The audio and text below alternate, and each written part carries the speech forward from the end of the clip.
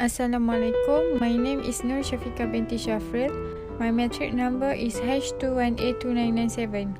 Today, my team and I would like to share about our case study on the domestic tourism in Malaysia. Before I start the presentation, I want to introduce my group member first. My name is Abdullah Fahmi bin Muhammad Amin. I am Muhammad Anafi bin Azman. My name is Muhammad Yasir Muhammad Tajuddin. My name is Hazinda binti Jahin. My name is Nur Alia binti Kamaruddin. My name is Nur Syafiqah binti Muhammad Johari. My name is Nur Syafiqah binti Syafril. Now, I want to present about introduction. Domestic tourism is tourism involving residents of one country traveling only within that country, and in domestic tourism, people travel outside the normal habitation to certain other areas within the country, as contrast with traveling outside the boundaries of the country as international tourism. With tourism, countries will be able to improve their standard of living, increase the competitive by encouraging new challengers, have a positive effect on long-term economic growth, and create jobs in both small and large societies. Growth in the domestic tourism market will help to overcome seasonality, raise the value of a tourist site. So, tourism industry in Malaysia is regarded as one of the most important industry because of its great contribution to the national economy. This is the light fact that tourism industry has become one of the largest industry in the world. That's all from me. Now, I will pass the presentation to the next presenter. First of all, my name is Abdullah Fahmi bin Muhammad Amin. My metric number is H21A2759. So today I'm going to present about body of content in theory of demand. What is demand that relate to domestic tourism? The demand for tourism can be defined in various ways depending on the economic, psychological, geographic and political point of view of the author. The geographic perspective defines tourism demand as the total number of persons who travel or wish to travel and use tourist facilities and service at place away from their place of work or residence. According to Prinsip in 1994, the character of tourism demand will continue to change. First, tourism demand will continue to grow and become increasingly differentiated. Second, there will be greater market specialization and segmentation with a stronger emphasis and more active pastime rather than passive holidays.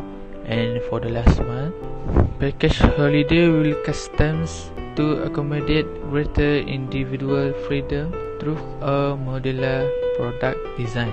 So that's all from me. I'm gonna pass it to the next presenter.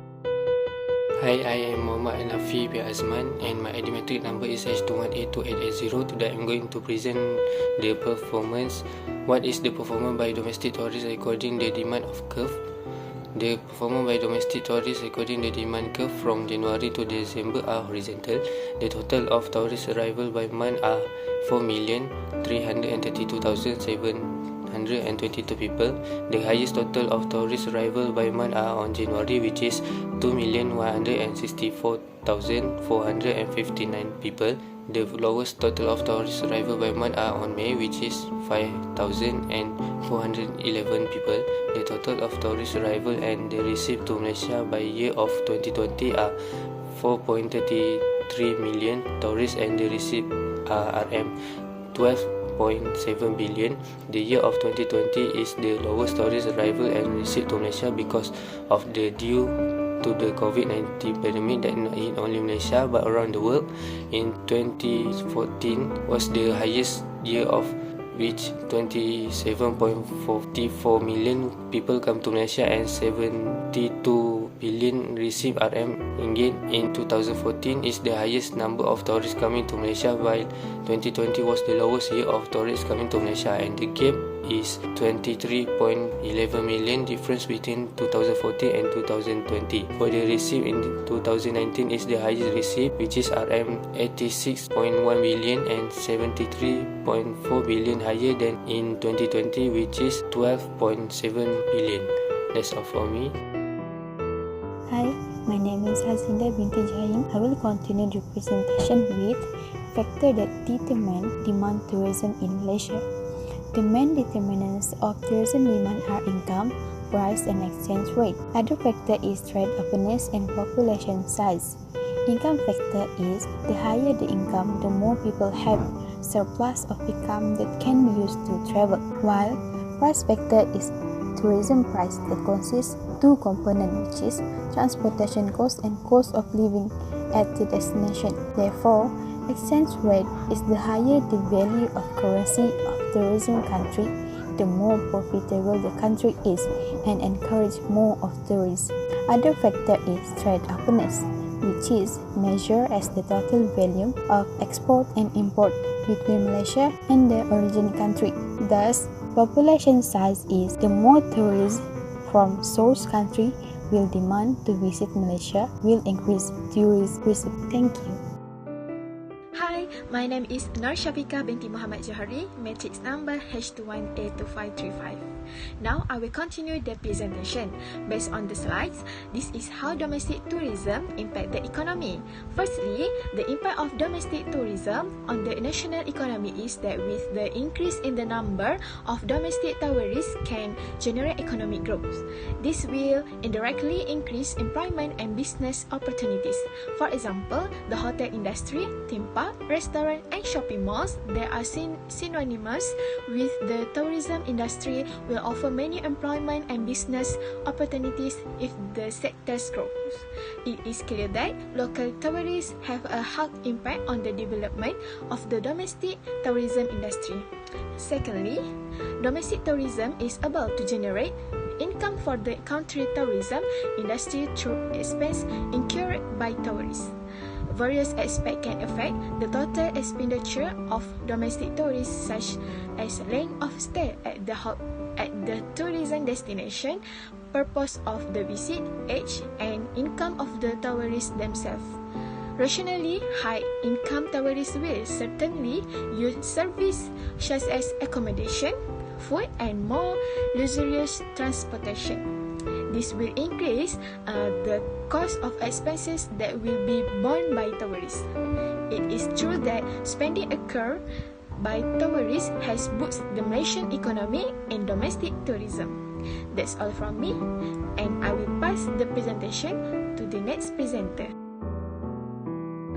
My name is Muhammad Yasir Muhammad Tajuddin. My matric number is H21A2252. Now I will continue to present about what our program under tourists to promote economic growth. The program that must be implemented is the TAFE program. The accommodation facility, for example, is hotel, apartment, boarding houses, and chalet. The accommodation need to be multiplied. Tourists prefer to enjoy the beauty of flora and fauna in Malaysia. There are also the places like the beach because it has a beautiful view. Next, this homestay program, foreign tourists begin to feel comfortable because they can get to know the culture and custom of the local community. Number 5. The accommodation facilities also need to offer attractive accommodation package to that tourists are attracted to the offer. And the last one is the government must increase the number of accommodation so that value of the currency increase. That's all. Thank you. My name is Nur Alia binti Kamarudin, H21A2294. Thank you, presenter. This is the last part I would like to present about conclusion. What we can see here, there are 2 points of steps that the responsible party must implement. Namely, 1. The role of the government to promote tourism in the global economy is that the government should work by promoting attractive tourist destinations to bring tourist attractions to visit in Malaysia. 2. The role of non-governmental organizations, namely NGO, must work together in providing educational opportunities and skills to young people in order to help improve the country's economy in the tourism sector. That's all from us. Thank you.